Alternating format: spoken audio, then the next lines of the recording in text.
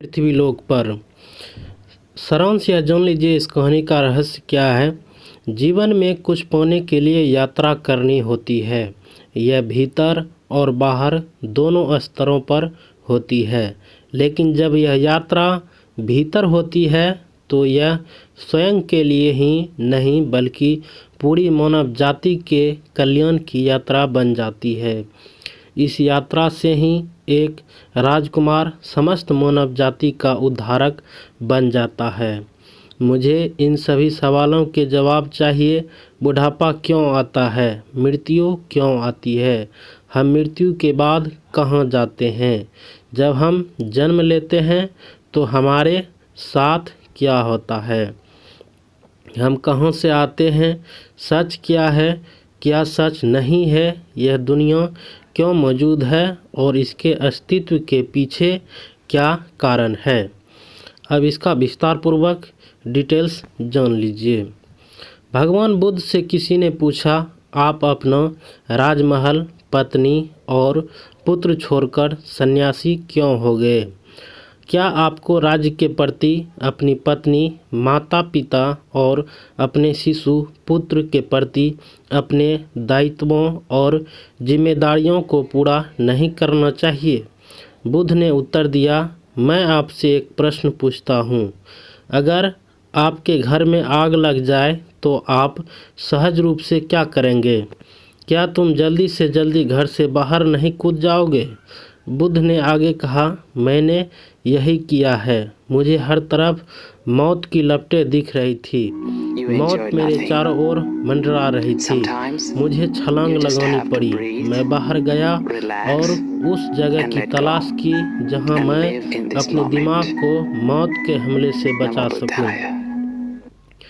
एक राजकुमार के रूप में सिद्धार्थ के पास वह सब कुछ था जिसका सपना कोई भी देख सकता है।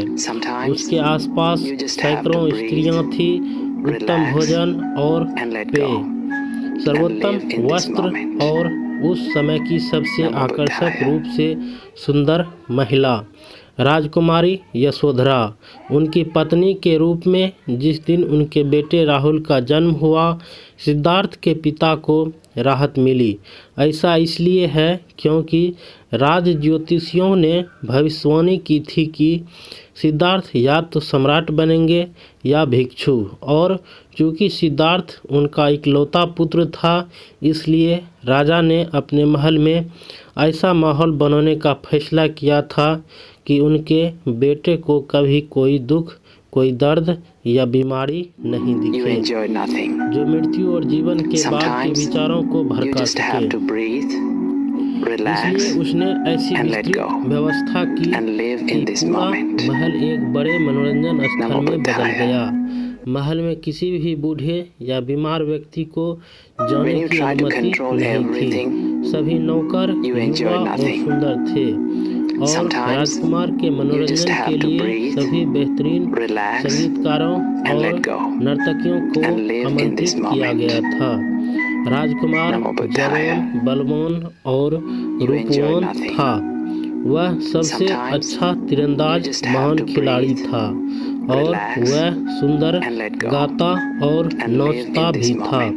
सिद्धार्थ के पिता को पूर्ण विश्वास हो गया कि उनका पुत्र गृहस्थ हो गया है जिसने दुनिया की सारी दौलत और सुख दिया।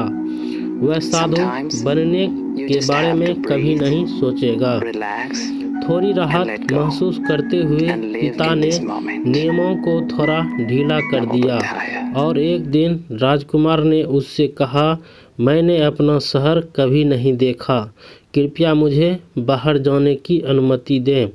पिता ने कहा, जरूर तुम जा सकते हो। वे अपने नौकर और मित्र चन्ना के साथ निकल पड़े। अपने जीवन में पहली बार राजकुमार को महल की दीवारों से परे जीवन का अनुभव करने का मौका मिला।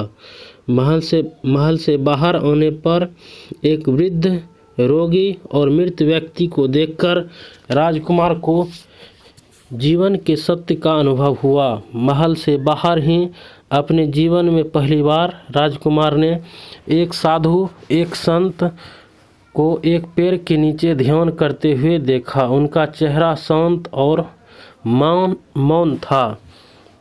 राजकुमार ने चन्ना से पूछा, यह क्या कर रहा है? कौन है यह? चन्ना ने कहा, वह साधु है जो साधना कर रहा है। राजकुमार ने कहा, क्या वह मृत्यु, बीमारी और बुढ़ापे से नहीं डरता?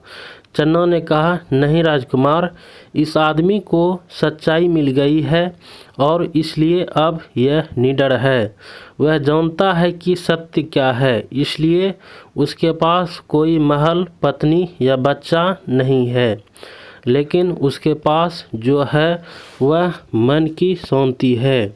उनके पास दिव्य प्रकाश भी है, इसलिए वे शांत, प्रसन्न और आनंदित हैं। राजकुमार वापस महल में आया और अपने कमरे में चला गया, लेकिन उस रात उसे नींद नहीं आई।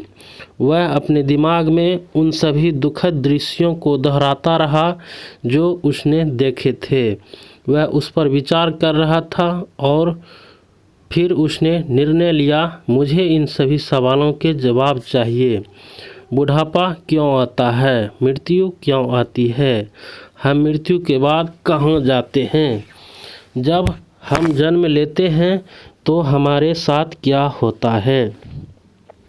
हम कहाँ से आते हैं? सच क्या है? क्या सच नहीं है? यह दुनिया क्यों मौजूद है और इसके अस्तित्व के पीछे क्या कारण है? उस रात सिद्धार्थ ने अपना महल छोड़ दिया। उसने अपनी पत्नी और अपने बेटे को छोड़ दिया, सारी दौलत और अपनी शाही हैसियत छोड़ दी। उसने सब कुछ पीछे छोड़ दिया। उसने अपने आप से कहा, यदि मृत्यु मुझसे सब कुछ छीनने जा रही है तो बेहतर होगा कि मैं इसे अभी छोड़ दूं। मुझे उसकी तलाश करनी है जो हमेशा मेरे साथ रहेगा। और इस वैराग्य के साथ सिद्धार्थ बुद्ध बनने के लिए ध्यान और आध्यात्मिक अभ्यास की आंतरिक यात्रा पर निकल पड़े।